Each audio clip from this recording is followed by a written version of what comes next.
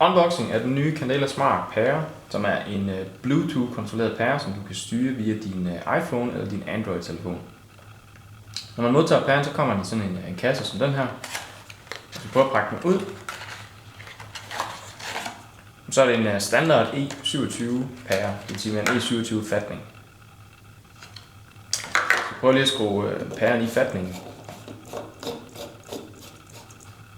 Så ser vi, at den allerede nu begynder at lyse med forskellige farver. Jeg tager så min telefon, i det her tilfælde en iPhone, går ind i Candela Smart appen og får sådan en forside frem. Inde på den her app, der har man forskellige muligheder.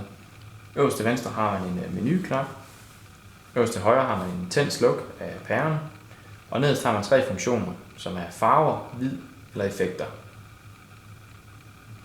Hvis vi starter op i menu, op her til venstre, så kan vi se, at den har genkendt en pære, som hedder Candela Smart. Og hvis vi trykker nederst til venstre, så får vi en refresh op, som betyder, at den forbinder med pæren. Det vil sige, at nu kan vi slukke, vi kan tænde pæren. Hvis vi går tilbage til menuen nu her, så har vi Color Wheel, som er et wheel, hvor du kan styre farverne. Så hvis du drejer rundt på wheelet, så får du den farve, som pilen øverst op peger på. Inde i midten der kan man dæmpe lysstyrken, så nu kan vi se, nu er vi på 70%. Vi prøver at dæmpe den helt ned, og kan altså gå ned til 0%. Så det er Color Wheel. Trykker vi på hvid, så har vi en mere simpel billede, hvor vi får en hvid farve, hvis vi drejer på knappen inde i midten. Og det er altså en knap til at dæmpe lyset fra 100% og ned til 0%.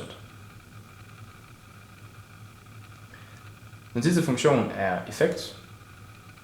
Og hvis vi går ind på den side, så er der 2 funktioner. Nemlig at man kan skifte mellem farver. Prøv at klikke på den kontakt, så ser vi at farverne skifter. Og hastigheden mellem de her farveskift kan man kontrollere ved at trykke på tandhjulet ude til højre.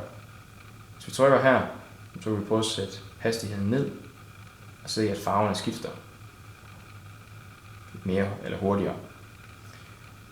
Den sidste feature, den sidste effekt på den her side er at fade mellem farverne. Hvis vi prøver at trykke på den kontakt, som er den øverste, jamen så er det det samme, nemlig at farverne skifter, men nu her der er det ikke en brat overgang, men en fade mellem de forskellige farver.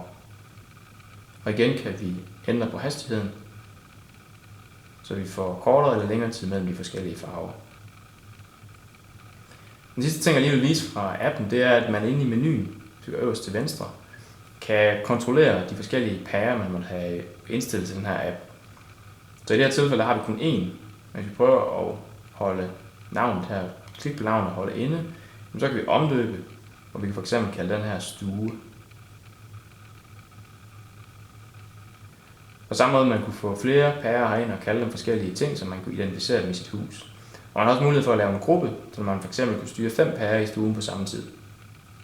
Og klikker vi på stue, så kan vi se øverst i appen, at nu er vi inde på stue og kontrollerer til lyset for den her gruppe eller den pære, som vi kalder stue.